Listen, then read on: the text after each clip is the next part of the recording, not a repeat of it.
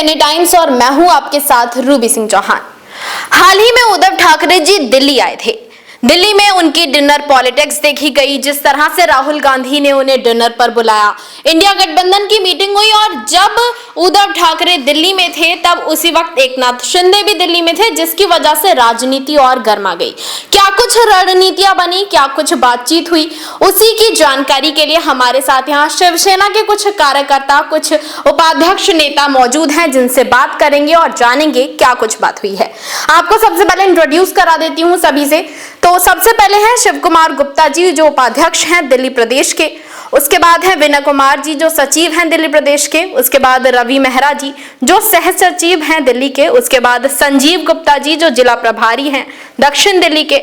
और उसके बाद प्रदीप विधूरी जी, जो दक्षिण दिल्ली कार्यकारिणी प्रमुख हैं, जिन्हें मोदी के नाम से जाना जाता है, जो मोदी जी के नाम से मशहूर हैं। एक एक करके सभी से बात करेंगे और जानेंगे क्या कुछ रणनीतियां हुई।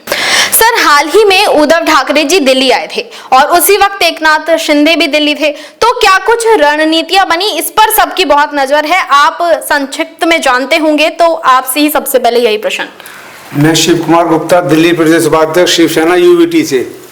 और हमारे उद्धव ठाकरे जी, आदित्य ठाकरे जी का दिल्ली आगमन पर एक ही विचार है कि हमें हर हाल में इस बार दिल्ली में इलेक्शन लड़ना है और हम सीटें लेकर आएंगे दिल्ली के अंदर। यह हमारी शिवसेना के जो कार्यकर्ता हैं उनकी पूरी उम्मीद है कि हम हर हाल में सीटें लेंगे दिल्ली के अंदर शिवसेना यूवीटी से। जय भवानी, जय शिवाजी।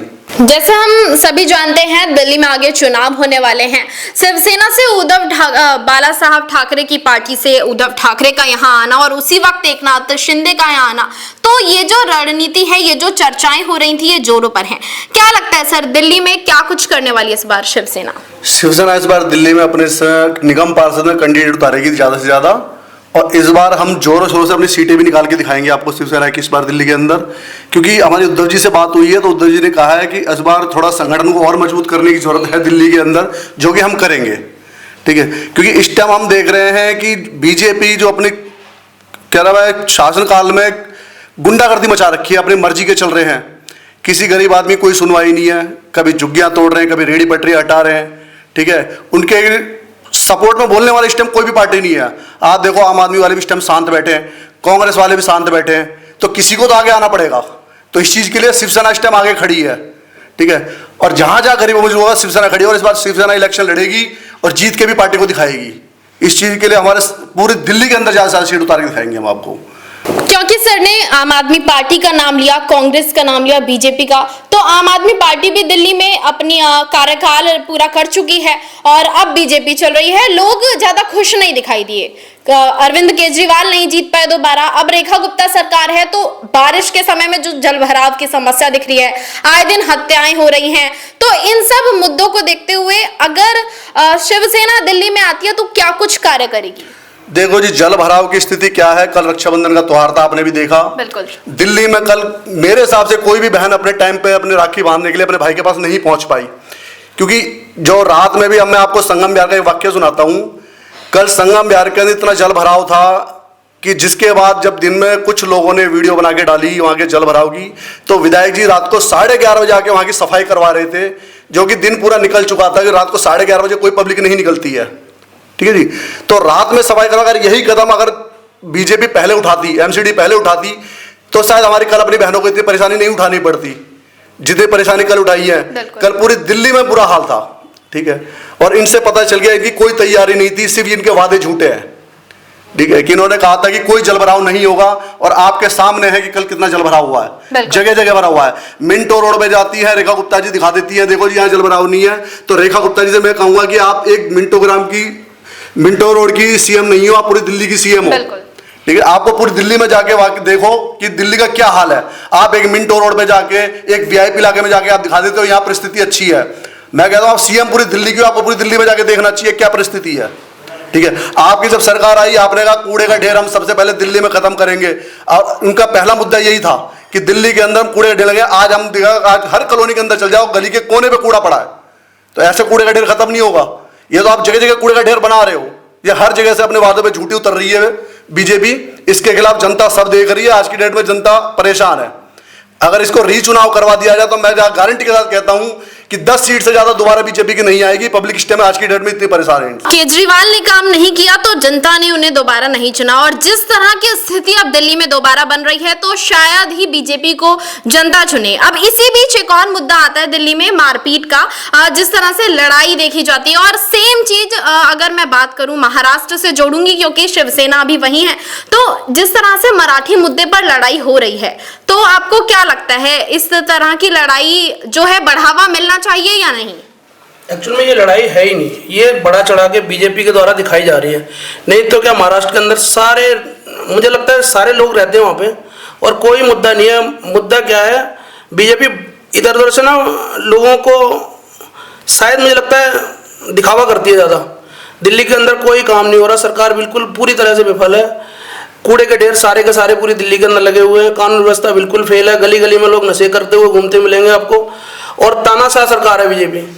किसी कार्यकर्ता की सुन के राजी नहीं है, इसका जो मन कर रहा है, ऐसे लगता है विपक्ष में कोई है नहीं तो वो किसी की सुन के राजी भी नहीं है। तो इसे तो कुछ करना ही पड़ेगा बीजेपी को, ऐसे बीजेपी चलेगी नहीं जिस तरीके से चलना चाह रही है बीजेपी अभी।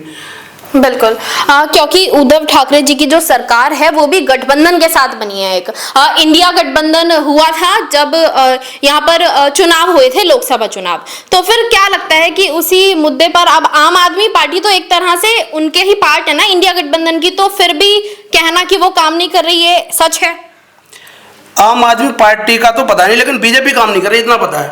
बीजेपी जिन बातों के साथ आई थी ना, वो बातें मुझे तो नहीं लग रहा कि एक भी बीजेपी ने पूरा करा है। 2500 रुपए वाली बात खत्म कर दी, कानून व्यवस्था बिल्कुल ही फेल है, सभी को पता है। देखो ना रोडों पे पानी कैसे भर रहा है, कूड़े के ढेर आप देख लो, एक भी खत्म नहीं हुआ। तो बीजेपी ने जितने वादे करे थे, आप एक बीजेपी वादा पूरा नहीं कर रही है, ऊपर से तानाशाही चल रही है। उन्हें पता है विपक्ष में कोई बोलने वाला नहीं है, अगर जो बोलता है उसे वो अंदर करा देते हैं। तो शिवसेना इसीलिए मैदान में आएगी और विपक्ष की आवाज उठाएगी। जो विपक्ष की मेन भूमिका है ना, वो शिवसेना ही इस बार पूरी करेगी। हाँ, क्योंकि अभी हाल ही में जब उद्धव ठाकरे आए थे तो देखा गया था कार्यकर्ताओं में किस तरह का जोश था, एयरपोर्ट पूरा गूंज उठा था उद्धव ठाकरे जी के नारे के लिए। तो आखिरी सवाल यही होगा कि क्या कुछ संदेश शिवसेना की तरफ से है दिल्ली की जनता के लिए? हमारे माननीय उद्धव बाला साहब ठाकरे जी जब दिल्ली आए तो हमें ये ऐसा लगा कि शायद दिल्ली के अंदर आज कोई ऐसा पहला कदम रखने वाला आया है जो ना ही हमारे केजरीवाल जी के टाइम में हुआ, ना ही राहुल गांधी जी के टाइम में हुआ, और ना ही वो रेखा गुप्ता जी के टाइम में हुआ। क्योंकि इनका एक वादा था कि ना ही कोई झुग्गी टूटेगी और ना ही कोई अपने घर से गरीब बेघर होगा। आज झुग्गियां भी टूट रही हैं और दिल्ली में गरीब नहीं हटाई जा रही, गरीबों को हटाया जा रहा है। तो आज हमें ये उम्मीद है कि हमारे उद्धव बाला साहब ठाकरे जब दिल्ली आए हैं तो शिव सैनिकों में इतना उल्लास है कि उन्होंने ये दिखा दिया कि दिल्ली के अंदर आने वाले टाइम में शायद अगर भोलेनाथ की कृपा रही तो शिवसेना की सरकार बनेगी और हर हाल में बनेगी। जय भवानी, जय शिवाजी।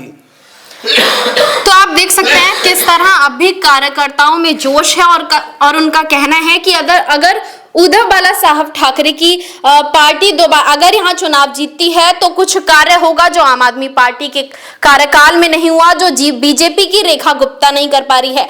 देखना होगा कि क्या कुछ होता है। यहाँ आपने कार्यकर्ताओं की बात सुनी, आपका क्या कहना है आप जरूर बताइए और देखते रहिए केनी टाइम्स। देश विदेश की तमाम बड़ी खबरों के लिए देखते रहें केनी टाइम्स। वीडियो को लाइक करें, चैनल को सब्सक्राइब करना ना भूलें।